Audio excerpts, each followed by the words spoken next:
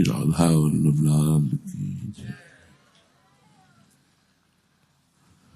भगवत प्राप्ति का सबसे श्रेष्ठ उपाय क्या है, प्रश्न है। भगवत प्राप्ति का सबसे श्रेष्ठ उपाय क्या है? बोले भगवान के प्रति अपने आप को समर्पित कर देना। नहीं, दिमाग जो है ना चलता रहता है, दिमाग चलता रहता है, ये अपनी चाल चलता रहता है।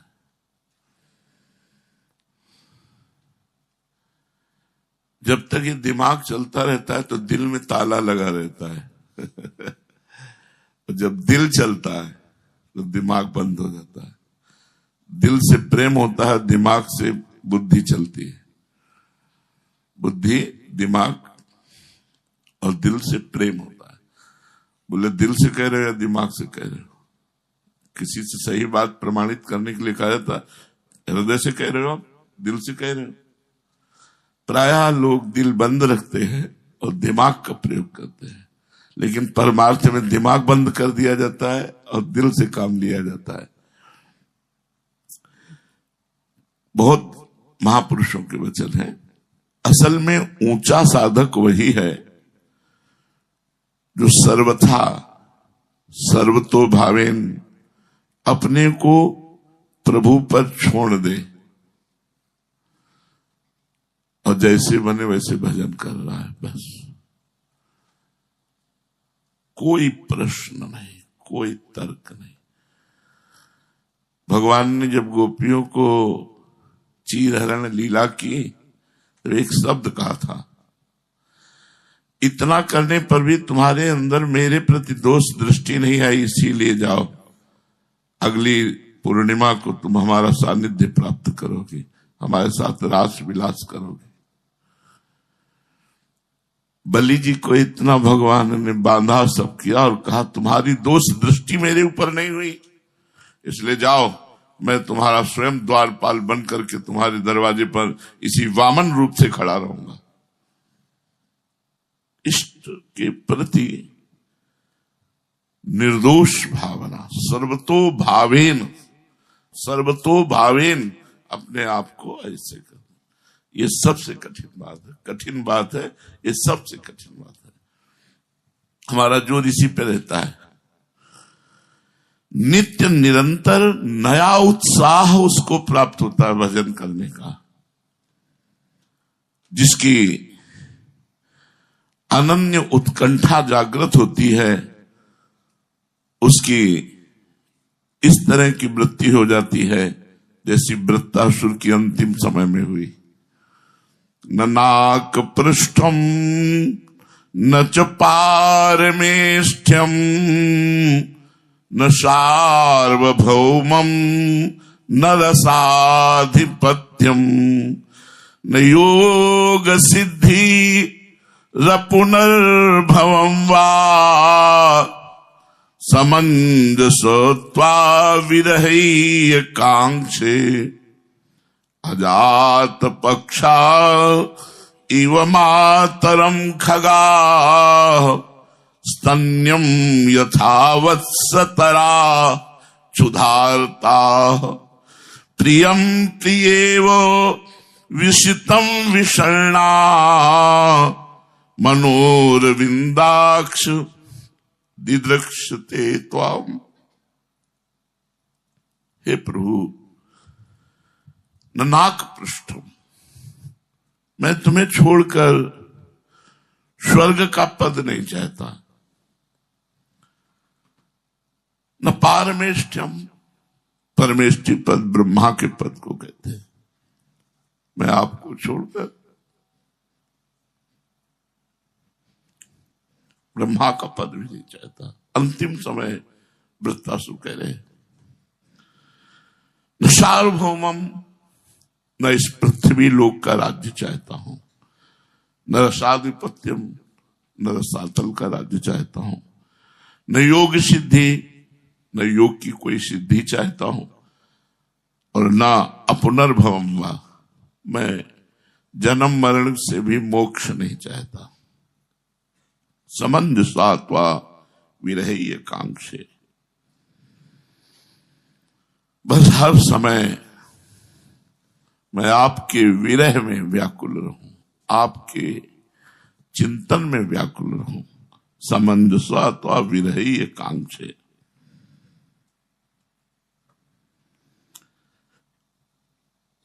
विरह, भगवान के बिना कुछ अच्छा न लगे, ये अंदर का विषय। बाहर अंदर ही अंदर एक हृदय में मस्त, शायद इसको ही इश्क कहते हो, जैसे कोई दिल को मसला करे, अपने प्रीतम की याद में एक विकलता होना। विरह्य कांक्षे, समंजसात्वा विरह्य कांक्षे। मुझे और कुछ नहीं चाहिए, बस विरह्य कांक्षे। आपके विरह में चिंतन नहीं छूटता। खास बात ये होती है, विरह में प्रगाढ़ चिंतन होता है प्रीतम का। अब कैसा चिंतन? तो बोले अजात पक्षा इव मातरम खगा। अब इससे क्या आशा रखी जाए कि कोई क्रिया जो अजात पक्ष है उससे क्या आशा रखी जाए? ये बहुत सूक्ष्म विषय है। शरणागति बहुत बड़ी बात है। ऐसे भी कर रहे हैं और कह रहे मैं युद्ध नहीं करूंगा। जैसे अर्जुन जी की दशा है ना, वैसी कुछ हम लोगों की भी दशा है। केशव में युद्ध नहीं करूंगा, स्वर्ग का राज्य क्या, पृथ्वी का राज्य क्या, ये मेरे शोक को नहीं सुखा सकता। मैं आपकी शरण में हूं, आपका शिष्य हूं, पर युद्ध नहीं करूंगा। शरण में हो, शिष्य हो, तो थोड़ा रुको, उनको बोलने दो। वो क्या कह रहे हैं उनकी बात को मानो, लेकिन पहले फाइनल कर दिया युद्ध नहीं करूंगा। यहीं से गीता प्रारंभ होती है। अजात पक्षायु मातरम खगा। जैसे बिना पंख के पक्षियों के बच्चे अपनी मां के लिए बाट जोहते रहते, क्योंकि उनका जीवन और मरण सब कुछ मां के हाथ में है। वो कुछ नहीं कर सकते, केवल घोंसले पे बैठे हैं। क्या शरणागति है!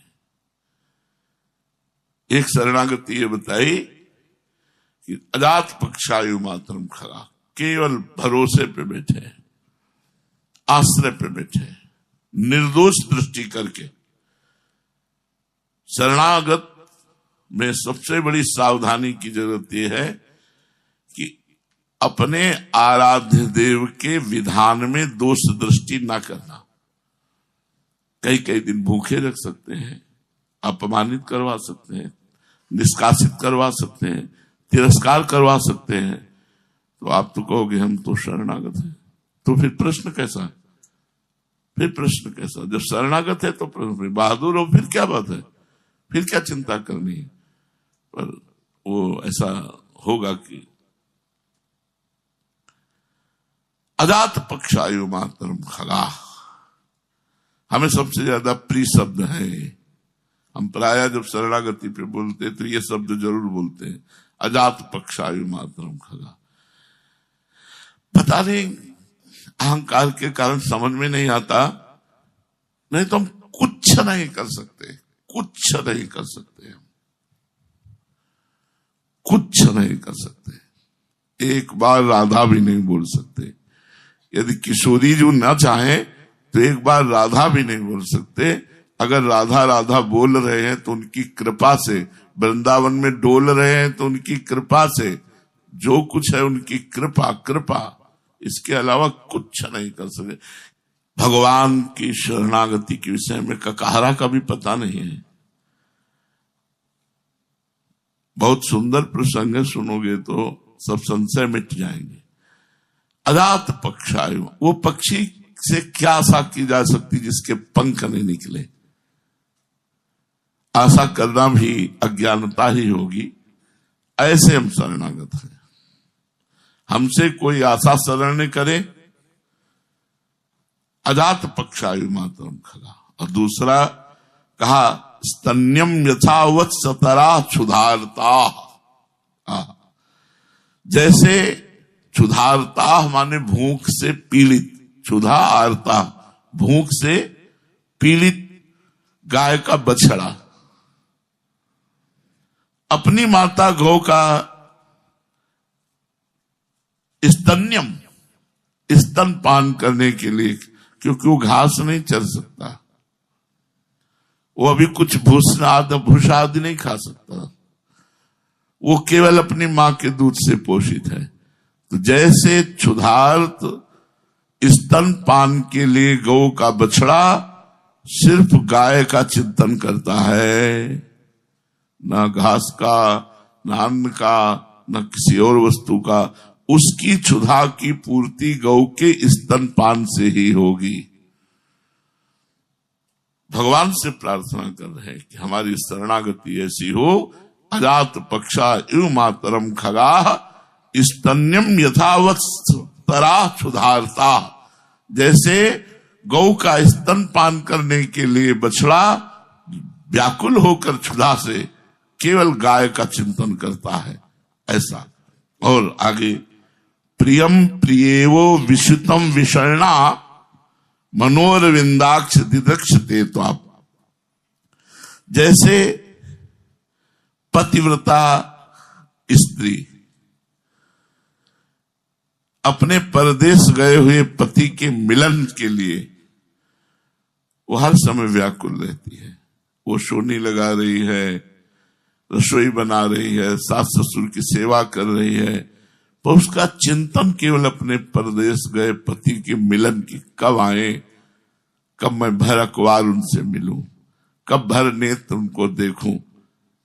हे प्रभु, ऐसे हमें समंजसा त्वा विरहय कांक्षे, ऐसे हमारा हृदय आपके लिए तड़पे, जैसे बिना पंख का पक्षी का बच्चा घोंसले में बैठे मां का चिंतन करता है, जैसे गौ का बछड़ा दूध के लिए व्याकुल होकर के, क्षुधार्त होकर के गौ का चिंतन करता है स्तनपान के लिए, जैसे परदेश गए हुए पति के मिलन के लिए पतिव्रता पत्नी अपने पति का चिंतन करती है, ऐसे मनोरविंदाक्ष दिदक्षते। तो आप, हे कमल नयन, मेरा मन तुम्हें देखने के लिए व्याकुल है, तुम्हारे को देखने के लिए मेरा मन ऐसे व्याकुल है। वास्तव में प्रभु के प्रति प्रगाढ़ प्रेम तभी उत्पन्न होता है जब हम समर्पित होते हैं। समर्पण में तीव्र उत्कंठा जागृत होती है, फिर धीरे धीरे एक भी क्षण प्रभु को भूलना असह्य हो जाता है। जैसे प्रसाद पा रहे हैं, नाम चल रहा है, अगर नाम छूटने लगा तो वही कवल रोक दिया, नाम चलाया, आराम। हमें जल्दी क्या पड़ी, हमारा काम क्या है, भजन। भोजन तो भजन का सहायक कार्य है। अगर भोजन करते समय भजन छूट गया तो भोजन प्रधान हो गया, भजन गौड़ हो गया। कल की चर्चा में था कि भोग प्राप्त होने पर वो भगवान को छोड़ देता है। कई जन्म लगते हैं ऐसे साधक को। कोई व्यक्ति बात कर रहा है, हमारा भजन छूट रहा है, नाम चल रहा है, बिल्कुल लक्ष्य पे दृष्टि है, तब बात कर रहा है। नहीं, तुम्हारी बात का कोई महत्व नहीं मेरे लिए, मेरे जीवन का महत्व है भजन, भोजन का कोई महत्व नहीं। अगर भजन नहीं हो रहा तो जीना किस बात का, किसी भी विषय का कोई महत्व नहीं। वास्तव में करोड़ों वर्षों की तपस्या की मूल्य पर भी सच्चिदानंदमय भगवान की एक झांकी नहीं मिल सकती। बहुत ध्यान से सुनना, करोड़ों वर्षों की तपस्या के मूल्य पर सच्चिदानंद भगवान के श्री विग्रह की एक झांकी क्षण भर तक के लिए नहीं मिल सकती। कोई भी पुण्य, कोई भी जप, कोई भी तप, कोई भी दान, कोई भी यज्ञ, कोई भी सत्कर्म ऐसा नहीं जो भगवान को खरीद ले, जो भगवान को विवश कर दे। विवश तो कर देती है केवल शरणागति। शरणागत पर भगवान विवश हो जाते हैं। जब लक्ष्मण जी को शक्ति लगी तो भगवान छाती नहीं लड़ाए, लेकिन जब विभीषण जी को शक्ति मारी रावण ने तो तुरंत विभीषण पाछे मेला, सन्मुख राम सहु सोई सेला। जो ही उसने शक्ति का संहार किया, कुलद्रोही तेरे द्वारा ही सर्वनाश हो रहा है, ऐसा कह के रावण ने विभीषण पर अमोघ शक्ति का प्रहार किया। भगवान ने देखा कि इसमें तो विभीषण का पूरा शरीर हो जाएगा, तो तुरंत विभीषण पाछे मेला, सन्मुख राम से अपनी छाती पे सहा। ये शरणागत करोड़ों वर्ष की तपस्या, पुण्य, जप, तप, दान, सत्कर्म, यज्ञ ऐसा नहीं जो भगवान को दर्शन देने के लिए विवश कर सके। भगवान तो अपनेपन से, शरणागति से रीझ करके और दर्शन देते हैं। शरणागति पर रीझ के उनका दर्शन वही कर सकता है जिसको वो दर्शन कराना चाहें, जिसके सामने से वे अपनी योग माया का पर्दा हटाकर प्रकट हो जाएं। उनको कहीं से आना जाना नहीं पड़ता, वे तो सदा और सर्वत्र विराजमान हैं, किंतु योग माया समावृत। योग माया का पर्दा डाले हुए वो हर समय हम सबको देख रहे हैं, हमारे पास हैं, अंदर बाहर सब जगह हैं, वो देख रहे हैं। जो भगवान का शरणागत होता है उस पर भगवान का बच्चा जैसा दुलार होता है। मेरा बच्चा, इस पर बहुत बड़ी बात है, इस पर हम बार बार ध्यान दिलाना चाहते हैं। शरणागति पुष्ट करो, यही सबसे बड़ी बात है। विभीषण जी, सुग्रीव जी और भी जितने बड़े बड़े शरणागतों पर दृष्टि डाली जाती है, तो देखो जब किष्किंधा का राज्य मिला तो राजा बनने के बाद फिर उन्होंने वही सब आचरण किए जो एक संसारिक राजा करता है। और भगवान प्रवर्षण पर्वत पर वहां 4 महीने चतुर्मासा किया, एक दिन भी वो भगवान के दर्शन करने नहीं गए। इतना विषय प्रबल हो गया, वो जाके प्रभु से कहते हैं, नाथ विषय हरिलीन से ज्ञाना। प्रभु आप मुझे दोष मत दीजिए, आपकी माया का रचा विषय ही ऐसा है कि मेरे ज्ञान का अपहरण कर लिया कि मैं आप तक नहीं पहुंच पाया। नाथ जीव तो माया मोहा, सो निस्तरी तुम्हारी छोहा। आपके दुलार से, आपकी कृपा से माया से निस्तार हो सकता है, अन्यथा नहीं। तो भगवान की उस पर विशेष कृपा होती है। भगवान ने अयोध्या में सुग्रीव जी की तरफ हाथ करके कहा, इनकी कृपा से लंकाधिपति अजय रावण पर विजय प्राप्त की। मतलब आश्चर्य की बात हो रही थी कि जो मारे मारे घूम रहे थे, रहने का ठिकाना भी नहीं था, अपने जीने की आशा छोड़ चुके थे बाली के भय से, उनको भगवान कह रहे हैं शरणागत होने के कारण कि इनके बल पर हमने अजय रावण पर विजय प्राप्त की। सभा में सम्मान दे रहे हैं अयोध्या में। प्रभु के दर्शन का सौभाग्य प्रभु की कृपा से होता है।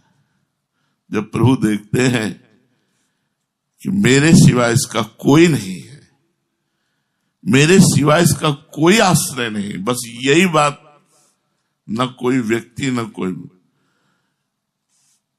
इष्ट बलवान, इष्ट की ही चाह, इष्ट का ही भरोसा, इष्ट की आशा। पर इष्ट पे अपने अनन्य हो जाना। एक क्षण भी भगवान उस भक्त का विस्मरण नहीं करते जो भगवान का शरणागत होता है, और उसे ही अधिकारी मानकर तत्काल भगवान उस पर कृपा करते हैं जो हर समय भगवान के सुमिरन में रहता है।